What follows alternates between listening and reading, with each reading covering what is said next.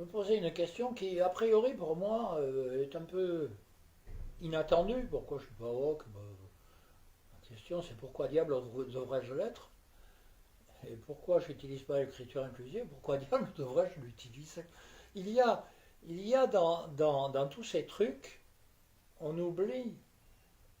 Et là encore, c'est marrant parce que ça rejoindrait des conversations que nous avons eues sur des sujets complètement différents. Il y a encore l'idée du bien et du mal. Si vous êtes, si vous êtes pas woke, vous êtes facho, vous êtes totalitaire. Moi, je trouve que c'est eux qui sont fachos, pas vouloir m'imposer ça. Pourtant, c'est le camp du progrès, Oui, la d'accord. modernité, des licornes et tout ça. Ça me rappelle quelqu'un qui, dans une réunion, alors qu'on ne trouvait pas de réponse et que ça se tendait, a détendu en disant «Et ta sœur, connard». Vous voyez, ça répond à tout. Bon, il y a un moment où j'en ai marre d'entendre qu'il y a des gens qui ont la vérité et que si je ne suis pas comme eux, je suis dans le clan de l'obscurantisme, du passéisme. Du fascisme. Oui, même on y va. Bon, ça, c'est ce qu'on appelle le point Godwin. Hein. Au bout d'un certain temps, on ne peut pas s'empêcher, sur quelque sujet que ce soit, de parler du facho et de Hitler. Non, la vraie question, c'est pourquoi moi, je pense qu'il y a d'autres manières de poser les questions. Nous travaillons à l'Association pour une constituante depuis l'origine sur la recréation de la souveraineté du peuple. Et donc, par voie de conséquence, hein, sur la recréation du peuple en tant que corps politique souverain. À partir du moment où nous disons ça, ça veut dire que dans le peuple, il y a quoi? Des citoyens libres, responsables, égaux en droit. Et, si possible, dans le progrès social, et donc libres et égaux en droits sociaux. À partir du moment où j'ai dit ça, je constate qu'un certain nombre de personnes, de groupes, de philosophes, croient qu'il est beaucoup mieux de diviser le peuple en morceaux. C'est vachement plus progressiste. Mais ce dont ils ne se rendent pas compte, c'est qu'à partir du moment où ils font ça, il n'y a plus de peuple. C'est les communautés Il y a anglaises. les communautés au sens américain, mais il n'y a plus de peuple, puisqu'on passe son temps à s'affronter. Je n'ai rien contre, ou bien au contraire, le fait de dire qu'il y avait des progrès à faire, par exemple, sur les droits des femmes. Et il y en avait. Et les féministes d'il y a quelques décennies, je pense Gisèle Halimi par exemple, ne se posaient pas obligatoirement les termes en termes de séparation. Elle voulait qu'il y ait égalité des droits. Ou de haine Voilà. de haine de l'homme. Oui, ou de haine de l'homme. Bon, c'est absurde ça. Enfin, absurde pour moi. Il faut, si on veut recréer, disons, oui, une vie politique, une vie sociale, il faut qu'il y ait des acteurs qui s'appellent les citoyens, rassemblés dans quelque chose qui s'appelle le peuple. Voilà. Alors pour revenir à la langue, il se trouve que je pense que j'ai été un des principaux qui a fait mettre en l'article 2 de la Constitution la langue de la République et le français. Bien. Pourquoi on a mis ça? C'est pas par hostilité, comme certains l'ont dit, aux langues régionales. Non. C'est parce que le fait qu'on voyait bien que la langue commençait à être attaquée en tant qu'élément de rassemblement du peuple. Et que donc, il n'y avait aucune hostilité aux langues régionales ou minoritaires, comme on le dit. Non. Il y avait la volonté de maintenir ce bien commun qui s'appelle la langue. On pourrait penser que jusque-là, ça allait de soi. Hein, depuis les ordonnances de Villers-Cotterêts, et ça n'allait plus aller de soi. Donc c'est par rapport à d'autres attaques, par rapport à l'anglais, par rapport à la mondialisation, par rapport... Oui. Et donc, l'idée de l'écriture inclusive, c'est une manière de remettre en cause cette unité de la langue, de lui donner un but qui n'est pas le sien. La langue, elle sert à maintenir une culture, elle sert à maintenir une histoire. C'est une manière de penser. Et c'est quelque chose qui rassemble. L'écriture inclusive, elle divise. Là, j'ai là un article. Alors, comme il est fait par une femme, c'est mieux. Sur un homme, ce serait par principe mauvais, mais c'est une interview de la linguiste Danielle Manès dans un entretien au Monde assez récent. Bon.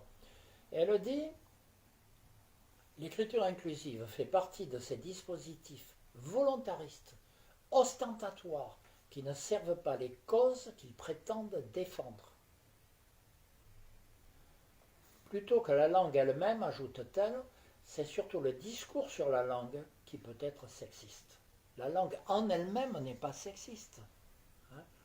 On a des pays dont on ne peut pas dire qu'ils sont particulièrement féministes, qui ont une langue qui ne pose pas ce genre de problème.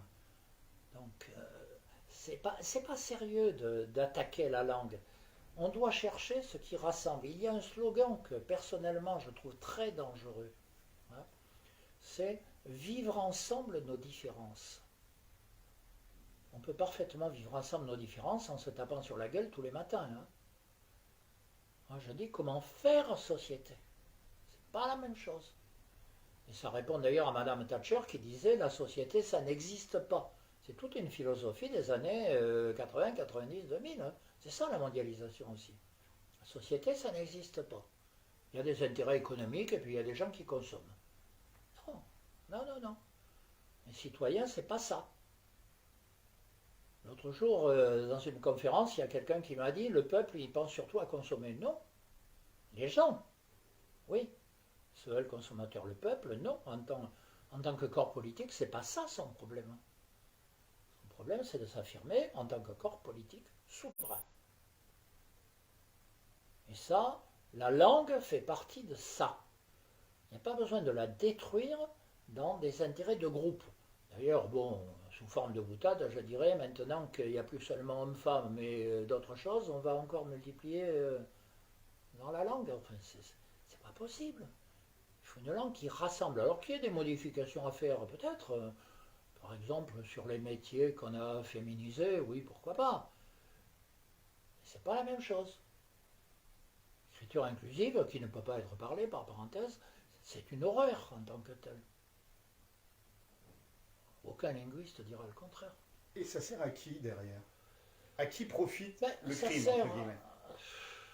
Ça sert, comme toutes les philosophies séparatistes aujourd'hui, ça sert à remettre en cause l'union des citoyens, encore une fois, dans ce corps politique magnifique qu'on appelle le peuple et qui est souverain, au profit de la manière d'exprimer de communautés diverses.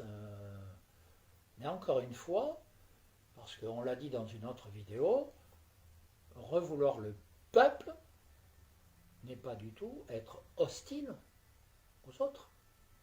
L'internationalisme, c'est une manière, au contraire, de créer le lien entre les peuples. Entre les nations. Et entre les nations, puisque peuples et nations sont liés d'une certaine façon. Sauf par ceux qui veulent ne pas parler du peuple et ne parler que de la nation. Ben, ça existe aussi. Est-ce que tu pourrais développer là-dessus? Ben, la nation, c'est l'expression, je dirais, juridique. Le peuple, c'est une expression sociale. Mais à partir du moment où la nation oublie le peuple, là oui, on tombe dans des versions, disons, plus extrême droite, oui, ça oui. Et dans ce cas-là, à mon sens d'ailleurs, l'article 3 de la Constitution, que dit-il? La souveraineté nationale appartient au peuple. Il y a bien nation et peuple. Est-ce qu'au final, derrière l'écriture inclusive, c'est pas l'émiettement, l'individualisme poussé à l'extrême, et au final le marché, l'idéologie du marché qui est la grande gagnante de tout ça. Oui, alors après, il faut voir la manière dont on le dit, mais il y a eu une révolution philosophique qui date, elle remonte là pour le coup, mais on ne l'a pas vue sur le moment, je pense, qui date des années 60-70. Lorsque, dans le domaine dit des sciences, a émergé la science économique. Je précise au passage, pour moi, l'économie n'est pas une science, hein, mais puisqu'on en parle en général comme ça. Alors pourquoi elle a émergé? Parce que l'économie, qui jusque-là faisait partie du milieu des sciences sociales, en général, hein, s'est affranchie de ce milieu. Elle était enseignée dans les facs de droit, par exemple.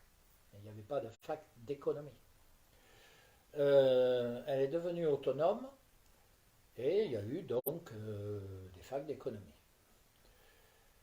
À ce moment-là, il s'est passé quelque chose dont on mesure aujourd'hui les conséquences, mais que certains ont vu à l'époque, mais n'ont pas été écoutés, ce qui est souvent le cas. Hein. Bon. L'économie, en s'abstrayant des sciences sociales, a fait du social un ennemi. L'économie domine. Bon, après, il faudrait voir pourquoi elle domine. J'ai un ami qui est sociologue qui dit qu'elle domine parce que c'est la technique la plus bête.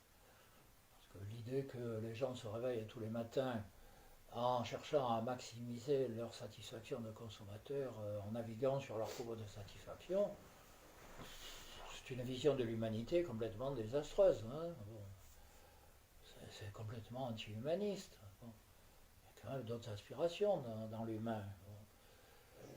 Et donc, le social est devenu un ennemi.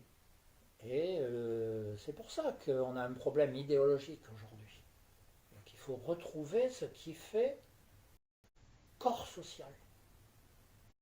Qu'on appellera, au niveau de la France, le peuple français, au niveau de l'Allemagne, le peuple allemand, etc., etc., etc. Après, que ça crée des peuples plus larges, c'est une autre question. Pour l'instant, on en est là.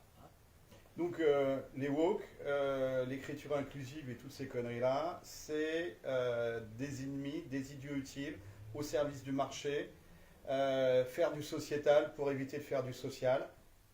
Disons qu'ils rentrent dans cette logique qui, au mieux, ignore les questions que j'évoque, en particulier la souveraineté populaire, au pire les combattent. Merci, citoyens, de toutes ces informations, cette transmission de savoir, cette instruction populaire. Force et honneur, on ne lâche rien.